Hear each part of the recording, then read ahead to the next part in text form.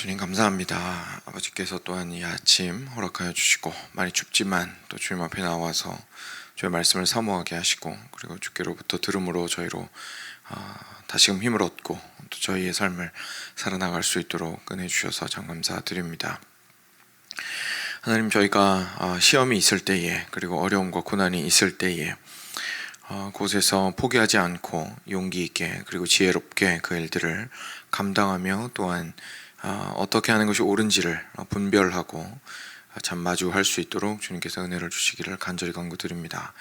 계시록을 통해서 지속적으로 저희에게 참 마지막 때에 참된 쉼을 주시며 참된 상을 주시는 하나님의 참 그 계획에 대하여 보게 되오니 하나님, 저희가 그 소망을 가진 자들로서 오늘을 살아가게 하시고 그것이 환경의 어려움으로 인하여서 무너지지 않을 수 있도록 하나님 도와주시기를 간절히 간구드립니다.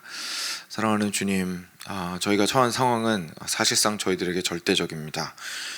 저희들을 압박하고 또는 낙심하게 만들고 참 큰 스트레스로 무너지게 만들고 또는 지나치게 기뻐하게 하며 마치 그날이 끝인 것처럼 하게 만듭니다. 하지만 하나님 아버지, 어떤 상황에서도 저희가 온전히 주님을 향하여 소망을 둠으로써 지나치게 슬퍼하거나 지나치게 기뻐하지 아니하도록 도와주시고 저희가 언제나 주님께만 소망을 두며 기뻐하는 자들 될 수 있도록 하여 주시옵소서. 지금 오늘 말씀을 통하여서도 저희들에게 참된 평안함을 허락하여 주실 것을 기대하며 우리 주 예수 그리스도의 이름으로 기도드렸습니다. 아멘. 네,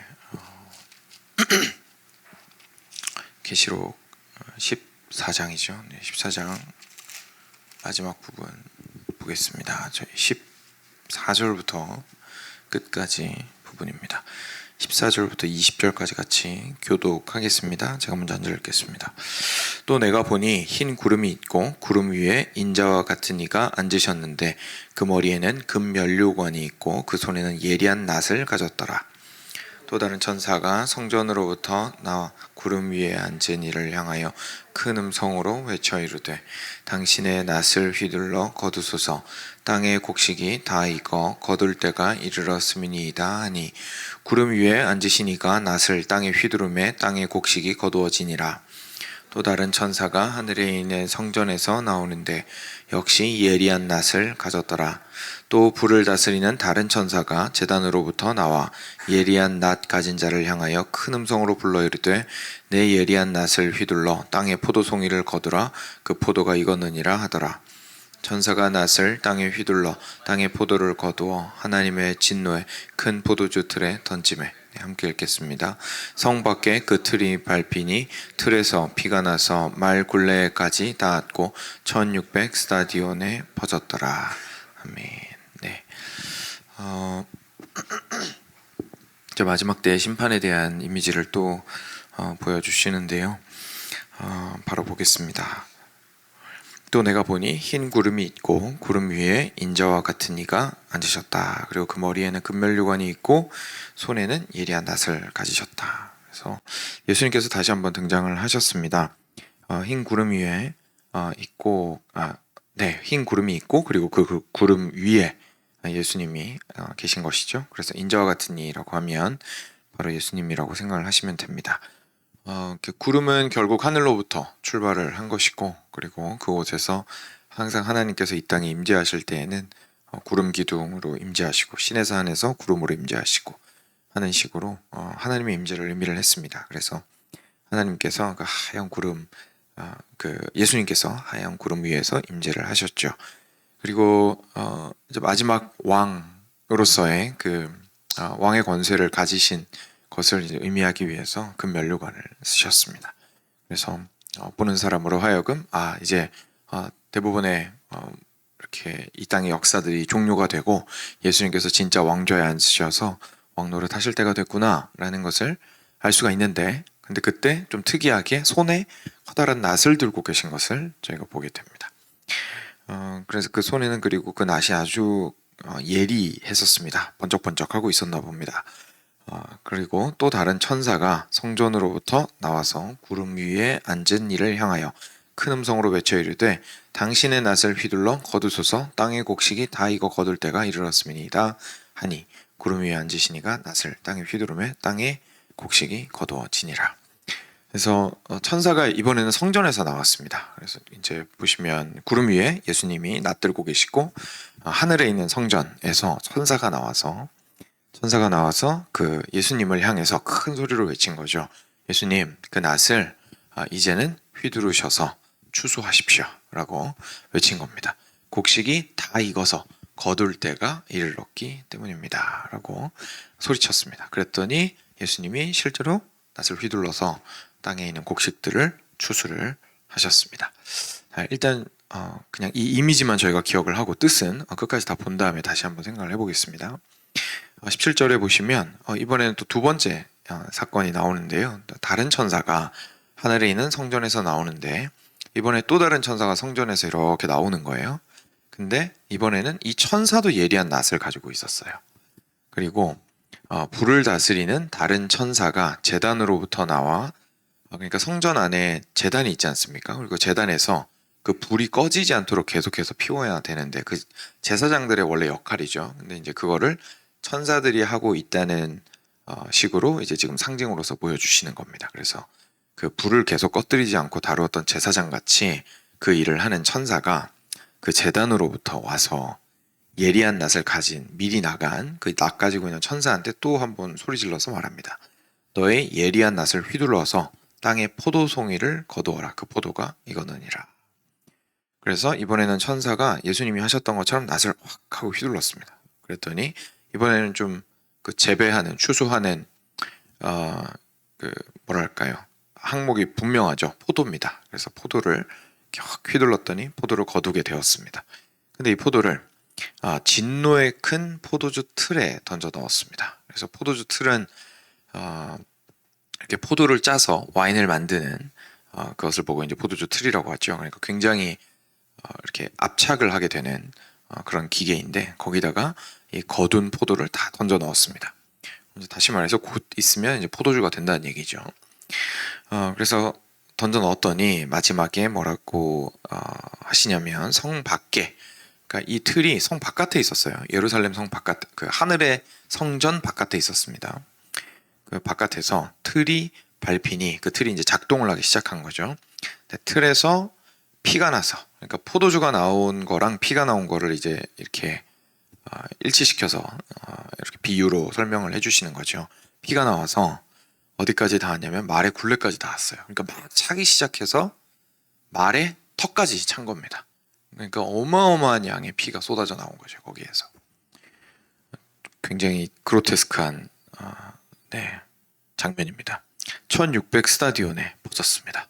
1600 스타디온 하면은 300 평방키로 정도 되는데요. 이 숫자에 대해서도 여러 가지 이야기가 좀 많기는 한데 두 가지 정도만 말씀을 드리면 그 당시에 그 북쪽에 있는 두로에서부터 시작해서 남쪽에 있었던 팔레스타인 최남단까지 거리를 합하면 그 당시의 지역 사이즈가 1600 스타디온 정도 되었다고 합니다. 그래서 어림잡아 1600 스타디온 정도 되었기 때문에 그래서 온 세계에 가득 찼더라라는 표현을 이제 그런 식으로 한 거죠. 우리나라식으로 얘기하면 백두에서 한라까지 가득 찼더라, 이제 이런 식으로 표현했다고 보시면 되겠습니다. 그렇게 볼 수도 있고요. 또 다른 한 가지는 1600에서 이제 4 곱하기 4 곱하기 100이잖아요. 그죠? 1600은 4, 4, 16이니까요. 4 곱하기 4 곱하기 100이 되는데 4는 계시록에서 동서남북을 보통 의미를 합니다. 그래서 동서남북을 의미를 하고, 그리고 10은 역시 완전한 수를 의미합니다. 그러니까 이게 역시나 뜻은 똑같습니다. 그게 팔레스타인 지역을 의미를 하든 동서남북 가득한 세상을 의미를 하든 결국 1600 스타디온에 가득 찼다라는 건 무슨 말이냐면 온 세상을 가득 덮을 정도였다라는 표현을 이렇게 상징적으로 해주신 것이죠. 이제 오늘 이제 본문은 짧아서 이미지 자체는 금세 저희가 파악을 할 수가 있었는데요. 저희 뜻을 한번 생각해 볼 필요가 있겠죠. 낫을 2번 휘둘렀습니다. 그렇죠? 낫을 2번 휘둘렀습니다. 첫 번째는 예수님께서 휘두르셨고, 두 번째는 그 성전으로부터 나온 천사가 휘둘렀습니다. 공통점이 있다면 낫을 가지고, 그리고 뒤에서 나오는 성전에서 나오는 천사의 소리를 듣고 추수를 하셨다라는 측면에서는 같은 일이 두 번 반복이 된 거죠. 이것은 성전에서 나온 천사가 하나님의 권위를 가지고 이야기를 했다는 뜻입니다. 일단 첫 번째로는. 그래서 그 심판이, 추수는 결국 심판을 의미하는데, 심판이 결국은 하나님의 보좌로부터 출발한 것에 대해서 이야기를 하고 있는 거고요. 실제로 예수님께서 추수하시고 그리고 천사가 추수를 한 것은 마지막 때에 판단하고 심판하시는 역할을 한 것을 저희가 보게 되죠. 예수님께서 실제로 아버지에게 추수할 일꾼을 달라라고 기도하라고 예수님께서 말씀하신 적이 있습니다. 그러면서 말씀하셨죠. 추수 때가 가까이 왔느니라 라고 말씀하셨습니다. 그래서 그 이미지를 생각나게 만들죠. 그래서 예수님께서 실제로 그렇게 추수를 하시는 장면을 이제 환상 가운데 보여주셨던 거고요.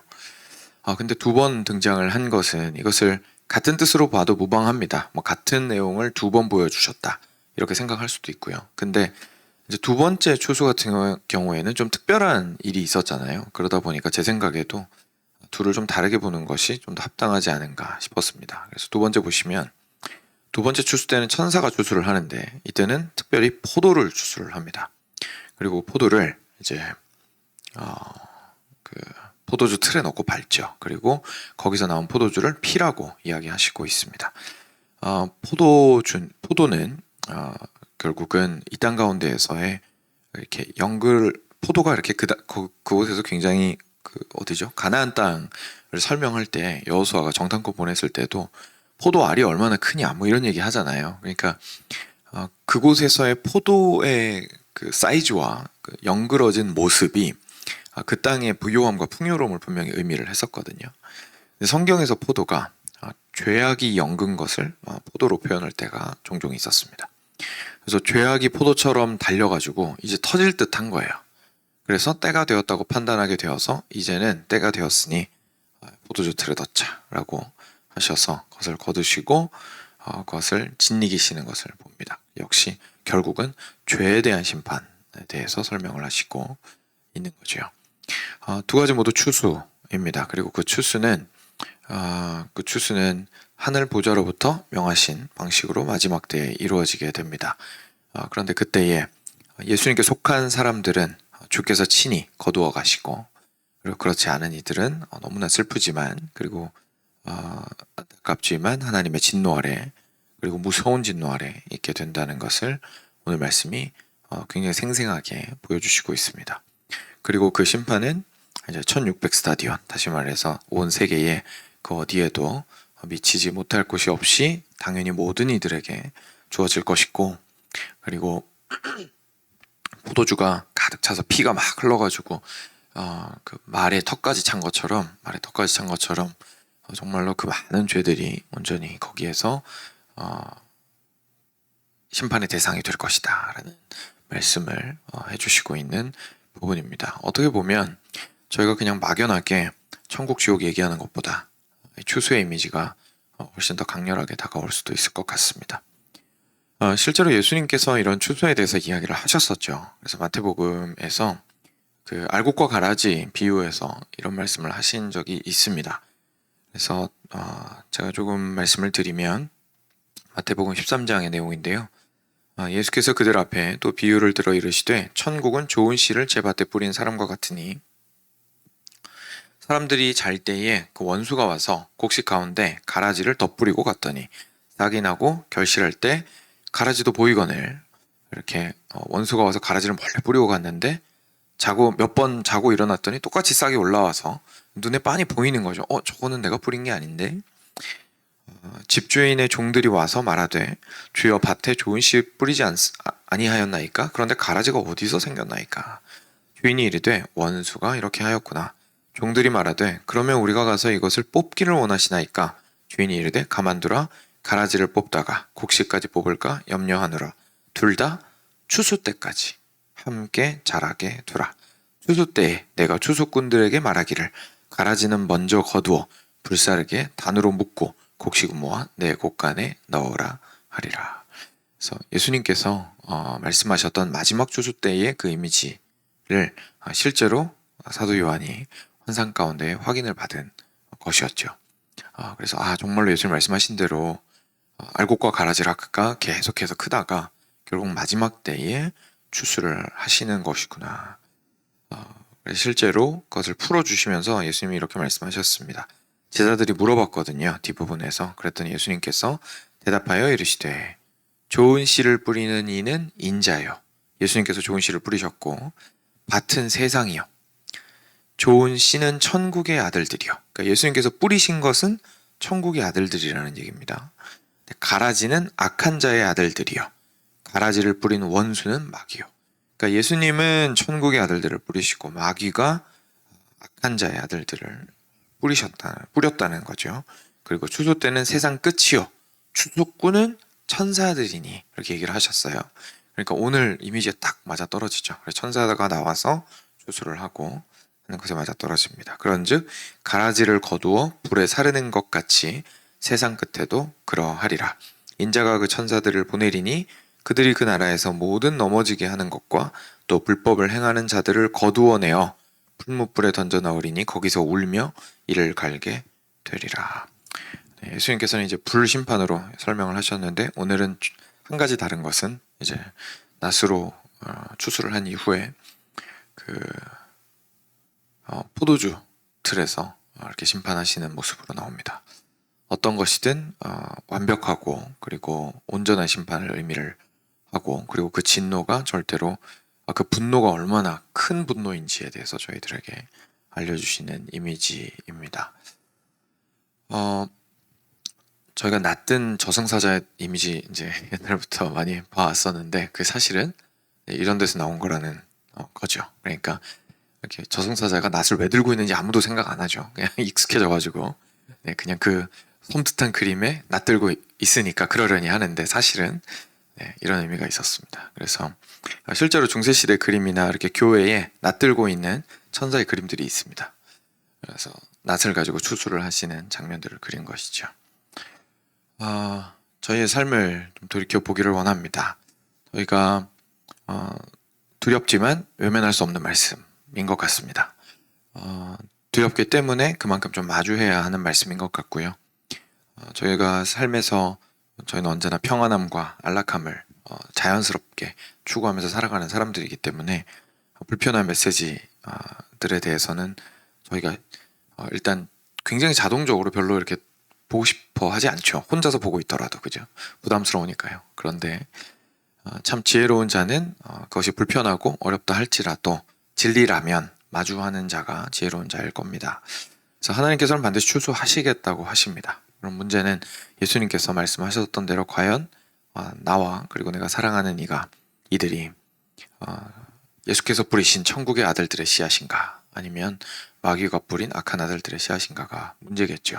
결국 우리가 할 수 있는 건 이걸 뭘 알아내란 얘기가 아닙니다. 알아내란 얘기가 아니라 마지막에는 반드시 둘로 갈라서 추수할 테니 오늘을 그것을 기억하며 올바른 두려움을 가지고 막 무서워 벌벌 떨라는 것이 아니라 이제 믿음으로 마지막 때에 그 추수가 있지. 그러니 그 앞에서 항상 내가 떳떳하고 참 주께서 보시기에 올바르게 주님의 아들답게 딸답게 살아나가야겠구나라는 생각들을 하게 하시는 겁니다. 그래서 이것이 첫 번째로는 저희 자신에게 그렇게 좀 적용이 될 수 있다는 것을 기억했으면 좋겠습니다. 그리고 저희의 죄가 절대로 가볍지 않다는 것을 저희가 기억했으면 좋겠습니다. 만약에 예수님 저희가 안 믿었다면, 예수님 모르는 사람들이었다면 저희가 가지고 있는 죄들이 저희가 특별히 나쁜 짓을 하지 않더라도 저희가 이미 가지고 있는 그 죄들만으로도 충분히 때가 되었을 때에는 참 포도주 틀에 들어갈 법한 그런 죄악이다라는 사실을 저희가 한번 돌이켜보며 생각해 볼 필요가 있습니다. 실제로 이 생각은 꽤나 중요한데요. 왜냐하면 이 진노의 사이즈를 보면 저희가 이게 수용이 되시는 분들도 있을 거고 약간 의아한 분들도 분명히 있을 겁니다.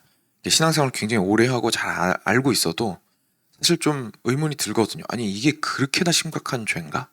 라는 생각을 하게 돼요. 진노의 사이즈가 너무 크다 보니까. 그래서 막 피가 말에 턱까지 차려면 말이 키가 굉장히 크잖아요. 근데 거기까지 차려면 세상에 어떻게 내 죄가 그렇게 심각한가 라는 생각을 하게 되거든요.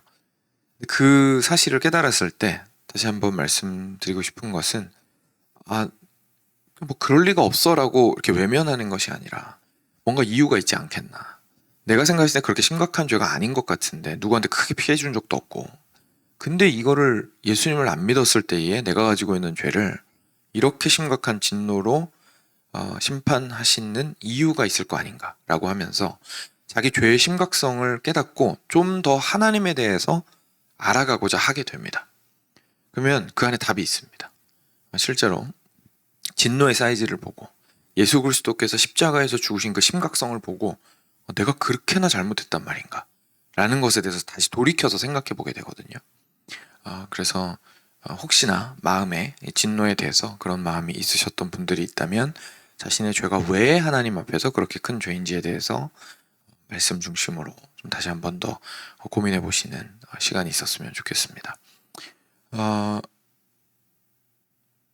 그리고 또 하나 마지막으로 이제 마치기 전에 저희가 생각해 볼 것은 결국 이 세상 전체가 이런 신방 가운데 있게 되리라는 사실을 저희가 또 기억을 해야겠죠.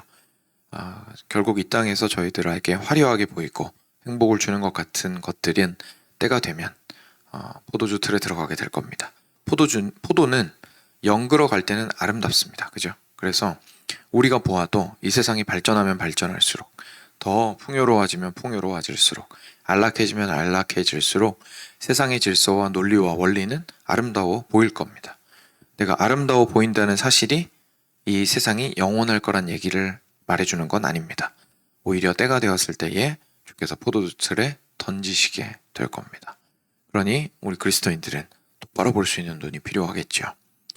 이것이 또 한편으로는 그렇고요. 또 다른 한편으로서는 우리가 사랑하는 이들과 그리고 아직까지 복음을 듣지 못하고 있는 이들을 위해서 저희가 온전히 그들이 정말 포도주 틀에 들어가는 그 마지막 날을 마주하기 전에 온전히 그들이 주님 앞으로 돌아올 수 있도록 함께 기도하고 복음을 전하고, 그리고 저희도 증인으로서의 삶을 삶 속에서 살아나가고 하는 것들이 얼마나 중요한지를 저희가 또 다시 한번 생각해 보게 됩니다. 그래서 이런 것들을 좀 한번 묵상을 해보시면서 오늘 말씀을 통하여서 마지막 추수 때를 마주하는 그리스도인의 모습들을 좀 묵상해 보시면 좋겠습니다. 네, 함께 기도하겠습니다. 들으시면